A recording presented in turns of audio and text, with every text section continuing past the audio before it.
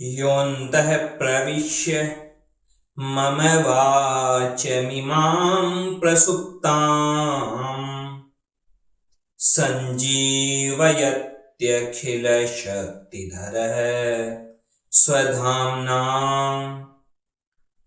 अन्याश्च हस्तचरण श्रवणत्वगादीन्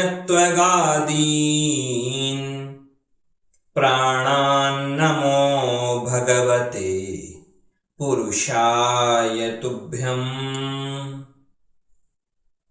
श्रीवीरराघवदयार्द्रकृपावतारम् श्रीजानकीश पदपद्मपरागभृङ्गम् श्रीश्रीधरार्य चरणाम्बुजलग्नमौलिम् श्रीदेशिकार्य घनश्यामगुरुं नमामः।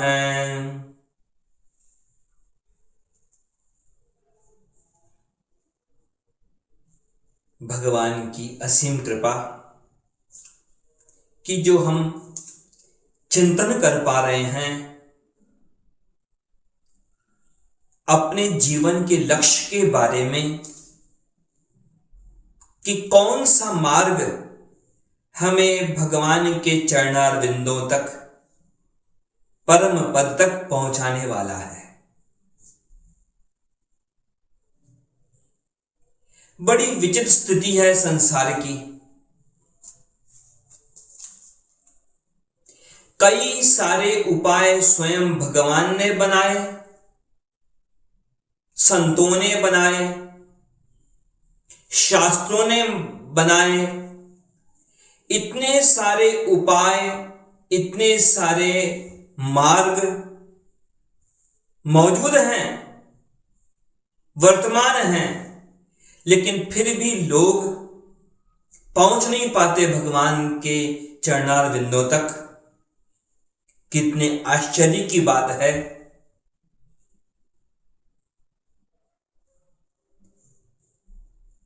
पांडव गीता में एक बड़ा सुंदर श्लोक कहा गया। यमराज कहते हैं एक नरक के प्राणी से, जो प्राणी वहां नरक में कष्ट पा रहा है, उस जीवात्मा से यमराज कह रहे हैं कि अरे सारे क्लेशों को नष्ट करने वाले भगवान केशव, उन भगवान केशव की तुमने आराधना नहीं की, तुमने उन भगवान केशव का पूजन नहीं किया, उनका ध्यान नहीं किया। क्यों नहीं किया तुमने यह सब? अरे उन भगवान का चिंतन करते तो तुम्हें नरक में कष्ट नहीं पाने पड़ते। नरके पच्यमानस्तु यमेन परिभाषितः किं त्वया नार्चितो देवः केशवः क्लेशनाशनः। मानव का शरीर प्राप्त हो गया और भगवान की कृपा से, आचार्यों की कृपा से भगवान की प्राप्ति का मार्ग भी उपलब्ध हो गया।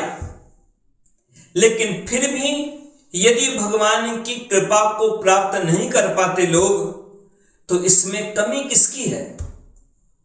इसमें कमी हमारी है।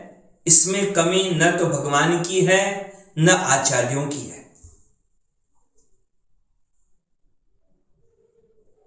महत्वपूर्ण बात यह नहीं है कि आपके पास कितने साधन हैं। महत्वपूर्ण बात यह भी नहीं है कि कितने सारी उपलब्धियां आपके पास में हैं। महत्वपूर्ण बात यह है कि उन साधनों का उपयोग करना क्या आप जानते हैं और क्या आपने उन साधनों का उपयोग किया। अब यह जो सीढ़ी है जो श्री वेदांत देशिक स्वामी जी ने ये जो हमें सीढ़ी प्रदान की है परम पद सोपान की, यह परम पद सोपान की सीढ़ी भगवान के चरणार बिंदु तक पहुंचाती है। लेकिन बात यह है, उस सीढ़ी का उपयोग करना होगा। केवल पुस्तकें इकट्ठा करने से काम नहीं होता, उनका पठन हो, उनका मनन हो, उनका चिंतन हो, उनका जीवन में आचरण हो। नहीं तो जैसे कोई व्यक्ति खूब सारी सीढ़ियां इकट्ठी कर ले, अब उन सीढ़ियों को इकट्ठा तो कर ले, लेकिन उसे ये पता नहीं हो कि ये सीढ़ी प्रयोग कैसे लेते हैं, इस सीढ़ी पर एक एक कदम कैसे बढ़ाते हैं, ये उसे पता न हो तो केवल संग्रह हो जाएगा सीढ़ियों का, केवल लकड़ी का ढेर हो जाएगा। और क्या होगा? सीढ़ियों का संग्रह करने से कोई कहीं नहीं पहुंच पाता। जब तक उस सीढ़ी का उपयोग नहीं जानेगा और उस उपयोग को वास्तव में वह उपयोग नहीं करेगा। उपयोग को जानना भी है और उसके प्रयोग को करना भी है, नहीं तो परिणाम कैसे मिल सकता है? नहीं तो है सीढ़ियां केवल और केवल ढेर बन जाती हैं, ढेर इकट्ठा हो गया। और देखिए, ऐसा भी लग सकता है कि यह विवेक पर्व का चिंतन बहुत हो रहा है, आगे नहीं बढ़ रहे हैं, तो अभी तो कुछ नहीं है, अभी तो यह विवेक पर्व का चिंतन बहुत चलेगा। क्योंकि आप देखिए, कोई भी भवन हो, कोई भवन कितना भी ऊंचा, जितना ऊंचा उस भवन को बनाना हो, तो उसकी नींव उतनी गहरी बनानी पड़ती है। जितना भवन को ऊपर उठाना है, तो उसकी नींव भी उतनी गहरी खोदनी पड़ती है, तो नींव का ज्यादा महत्व रहता है। सामान्य बात भी समझिए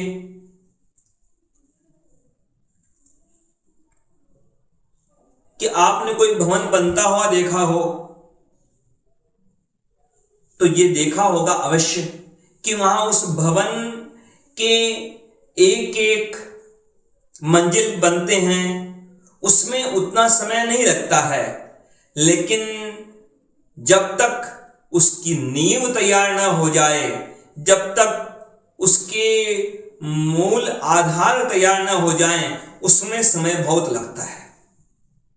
तो ये जो अन्य जो 9 सोपान हैं, उन जो 8 सोपानों की जो बात है, वो 8 सोपान, दूसरे जो 8 सोपान हैं, वो इस एक सोपान विवेक सोपान पर ही निर्भर करते हैं। पहला सोपान जो होता है, आप ध्यान रखें कि कहीं भी कोई सफलता प्राप्त करनी हो किसी भी कार्य में, तो पहली सीढ़ी सबसे कठिन होती है। पहली सीढ़ी यदि ढंग से तय कर ली, पहली सीढ़ी में ही ज्यादा कठिनता होती है, ज्यादा कठिन परिस्थिति उस पहले में ही मिलती है। यदि वह पहली सीढ़ी ढंग से तय कर ली, तो बाकी सीढ़ियां तो तुलना में सरल होती हैं। यह जो विवेक की सीढ़ी है, यह जो विवेक सोपान है, ये आधार है। इस आधार के बिना हम बाकी सीढ़ियों पर अपना कदम नहीं रख सकते। उन सबका आधार ये है।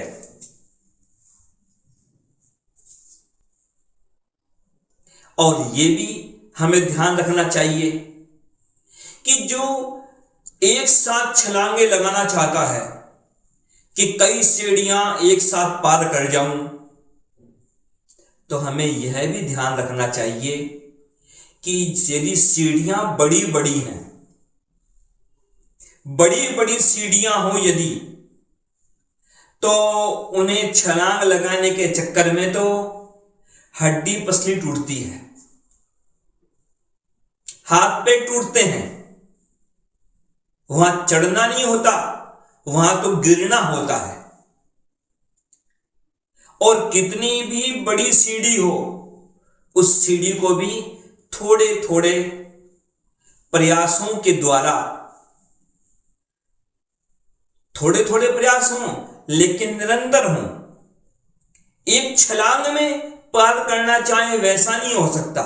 छलांग के चक्कर में तो या तो हाथ पैर टूटते हैं और या फिर उस सीढ़ी पर ही अटक जाते हैं, टंग जाते हैं, लटक जाते हैं सीढ़ी पर, न तो इधर के न उधर के न किधर के। निरंतरता चाहिए, इतना तो विवेक होना ही चाहिए। और यह जो हमारा परम पद सोपान का जो मार्ग हमें प्रदान किया श्री वेदांत देशिक स्वामी जी ने, इन ग्रंथों के महत्व को हम समझें। कितना भी ऊपर उठना हो किसी को, कितना भी ऊपर उठना हो, चढ़ना हो, तो उसके लिए ये सीढ़ियां पुस्तकों से ही बनती हैं।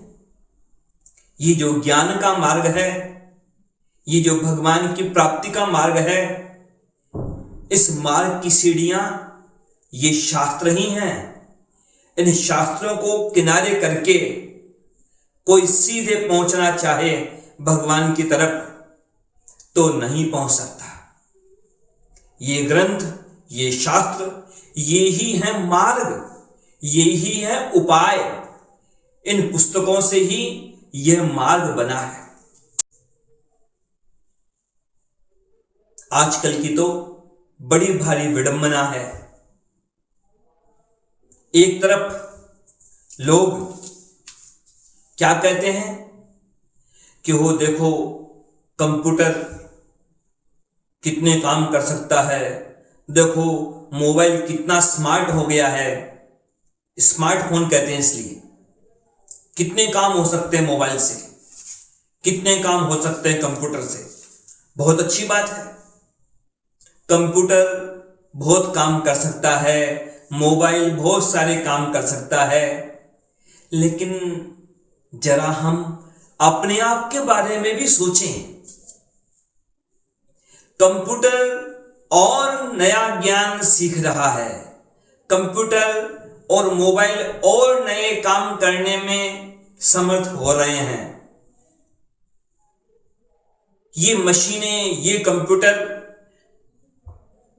और ज्यादा बुद्धिमान बन रहे हैं, और ज्यादा योग्य बन रहे हैं। लेकिन मानव की हालत कैसी है? मानव क्या सीख रहा है नया? मानव कौन सा ज्ञान प्राप्त कर रहा है? मानव तो बस मोबाइल में, टीवी में, पता नहीं किन किन चीजों में अटक गया है। इन्हीं में अटक के रह गया है। सीखना बंद हो रहा है मानव का। और सीखना बंद तो फिर जीवन भी खत्म, वहीं जीवन रुक जाता है। योग्यता हो, वो योग्यता जो हमें अटका के न रखे। योग्यता वो चाहिए जो योग्यता हमें भगवान की कृपा के योग्य बनाए। केवल मोबाइल की स्क्रीन पर ही नहीं अटक जाएं, केवल टीवी की स्क्रीन पर न अटक जाएं। भगवान के चरणार बिंदुओं की प्राप्ति के पहले कहीं नहीं अटकना।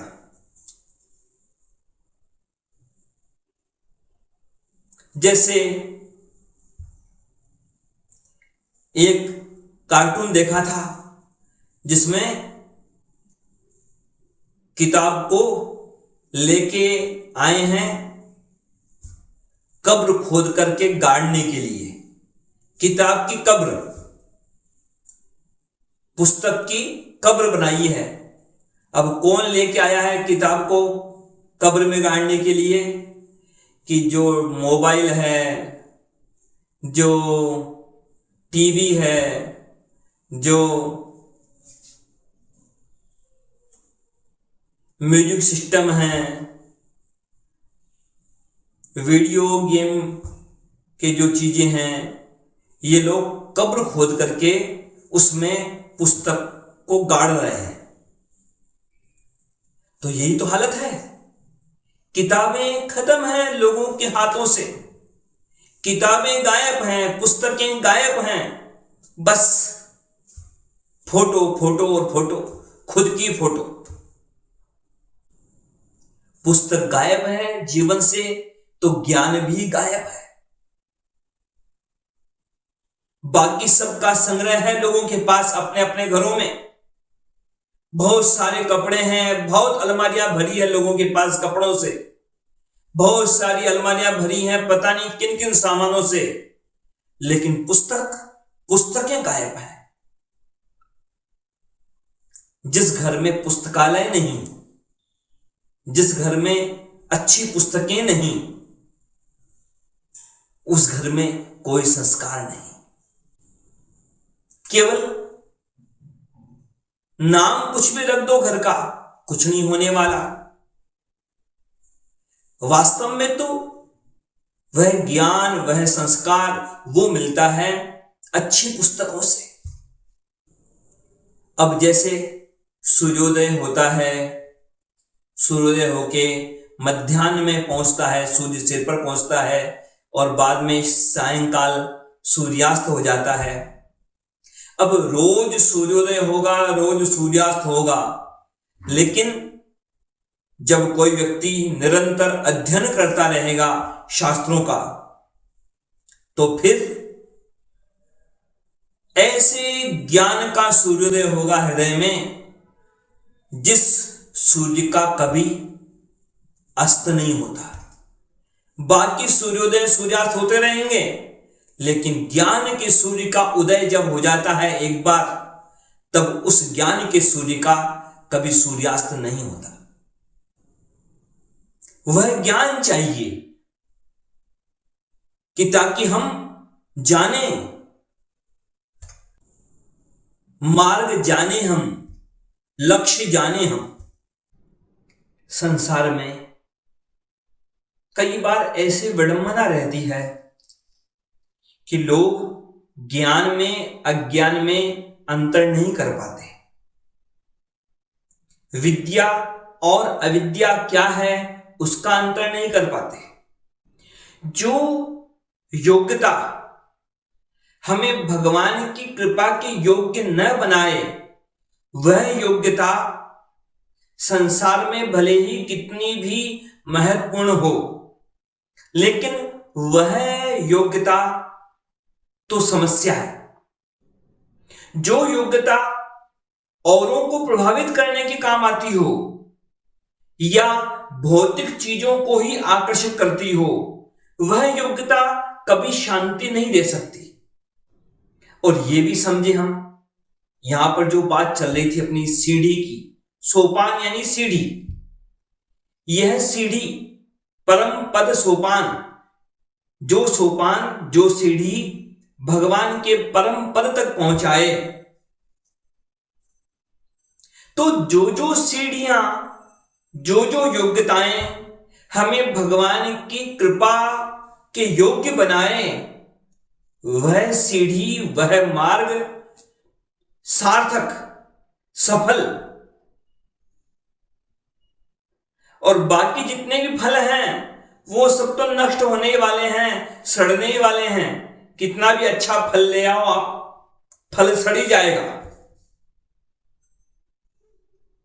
वास्तविक सफलता तो वही है कि हम भगवान के श्री चरणों की प्राप्ति कर सकें।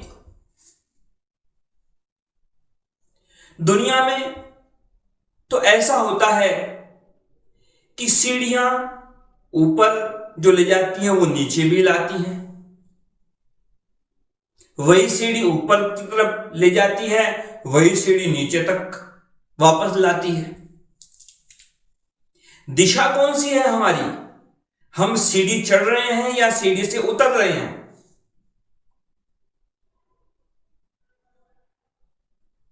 और आप लोगों ने देखा होगा कई जगह पर मशीनी सीढ़ियां होती हैं,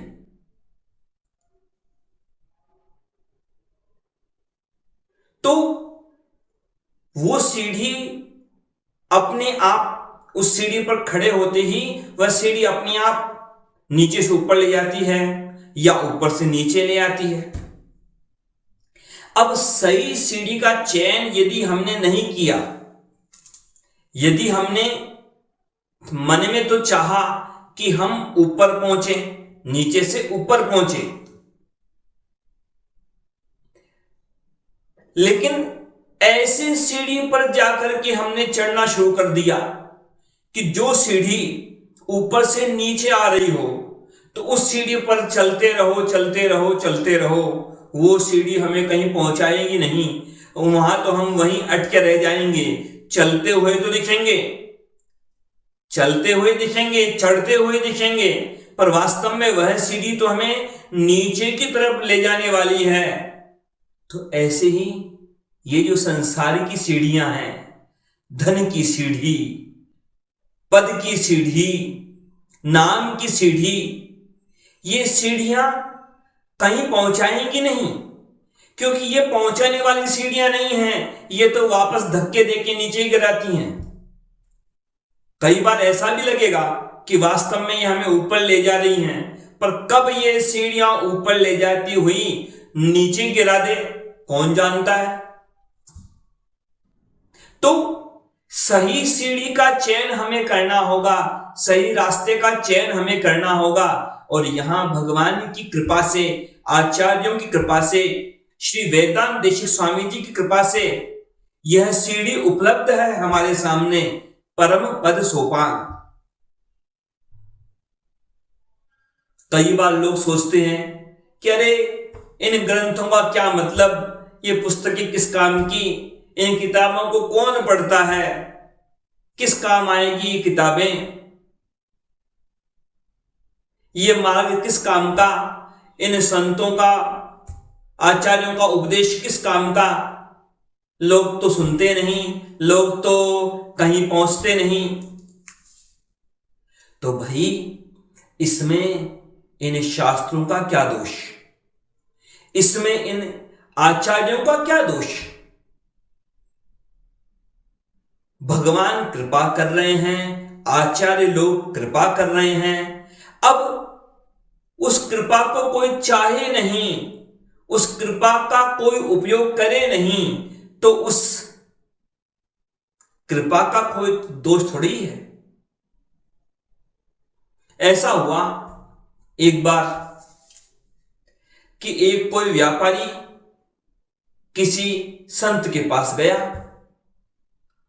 अब व्यापारी गया संत के पास, वहां पर एक दूसरा आदमी पहले से बैठा था और उस आदमी के कपड़े तो बड़े गंदे थे। उधर उस व्यापारी ने संत से पूछ लिया कि आप तो बड़े विद्वान संत हैं,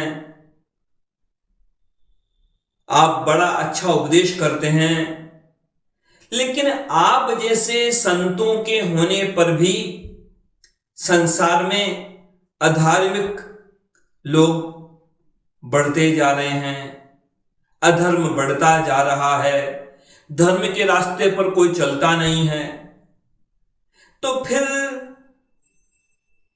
इस धर्म का क्या लाभ और आप जैसे महात्माओं का क्या लाभ, जिनके प्रवचनों का प्रभाव नहीं होता हो, लोग धर्म पर नहीं चलते हों। संत ने व्यापारी से पूछ लिया कि आप क्या करते हैं, क्या काम है आपका। व्यापारी ने कहा मेरा तो साबुन बनाने का कारखाना है, साबुन बनाता हूं, नहाने की साबुन और कपड़े धोने की साबुन। संत ने उस व्यापारी के सामने ही उस दूसरे आदमी से पूछ लिया, जिसके कपड़े बहुत गंदे थे। पूछ लिया, कह रहे भाई तुम्हारे कपड़े तो बहुत गंदे हैं, तुम इन्हें साफ क्यों नहीं करते?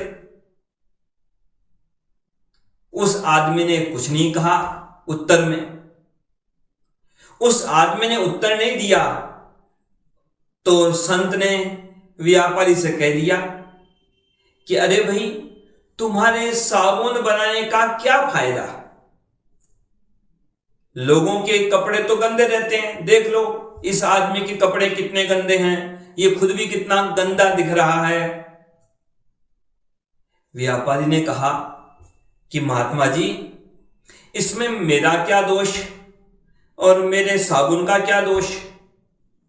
मैं तो साबुन बना सकता हूं, तो साबुन बनाता हूं, अच्छी क्वालिटी की साबुन बनाता हूं। मैं तो अपने क्वालिटी में कोई गड़बड़ करता नहीं हूं, मैं तो अपना साबुन अच्छी तरह से बना रहा हूं। लेकिन लोगों को यदि साफ सुथरा होना है तो लोगों को खुद ही साबुन खरीद के लाना होगा और साबुन का प्रयोग स्वयं ही करना होगा। अब जिन लोगों की आदत ही हो गंदा रहने की, उसमें साबुन बनाने वाला क्या करे और साबुन क्या करे? संत ने कहा मुस्कुराकर उस व्यापारी से कि बिल्कुल ठीक कहते हो तुम। जिस तरह से तुमने कहा कि लोगों के कपड़े गंदे रहें, लोग गंदे रहें, तो उसमें साबुन की क्या गलती और साबुन बनाने वाले की क्या गलती? तो भाई संतों का काम क्या है? स्वयं सही मार्ग पर चलना और सही मार्ग का उपदेश करना। अब कोई उस उपदेश को सुने नहीं या सुनकर भी माने नहीं या उस उपदेश में रुचि रखे नहीं, तो उसमें कोई संत क्या कर सकता है? भगवान भी तो सब पर कृपा करना चाहते हैं, फिर भी परिणाम नहीं मिलता, तो इसमें भगवान की कमी थोड़ी है। न तो भगवान की कमी है, न कोई संतों की कमी है, न कोई धर्म की कमी है। ये कमी है तो स्वयं में है। यह जो परम पद सोपान जो ग्रंथ है, यह ग्रंथ, इसका उपयोग कोई करे न करे, इसमें इस ग्रंथ की कमी नहीं है और न वेदांत ऋषि स्वामी जी की कोई कमी है। यदि कोई सही मार्ग को जानना नहीं चाहे तो यह तो उसका विचार, उसका चिंतन, उसका लक्ष्य। हम अपने बारे में सोचें, यहां किसी दूसरे की बात नहीं है।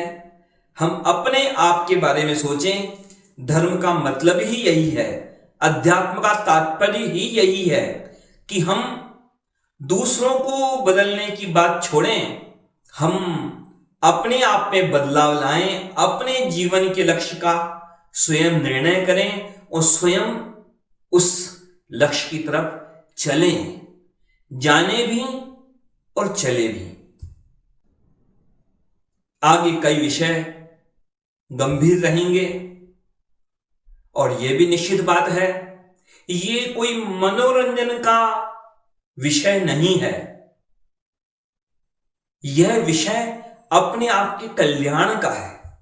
जैसे कोई स्कूल में, कॉलेज में जाकर के कोई सोचे कि यहां तो कोर्स पढ़ाते समय रोचक कोर्स नहीं बताते, तो भाई ये गलती है। यदि मनोरंजन चाहिए तो मनोरंजन की जगह मनोरंजन करो। जहां योग्यता की बात हो, वहां योग्यता प्राप्त करने का प्रयास हो, वहां मनोरंजन ढूंढेंगे तो फिर तो अपने आप के साथ ही धोखा है। किसी और के साथ नहीं।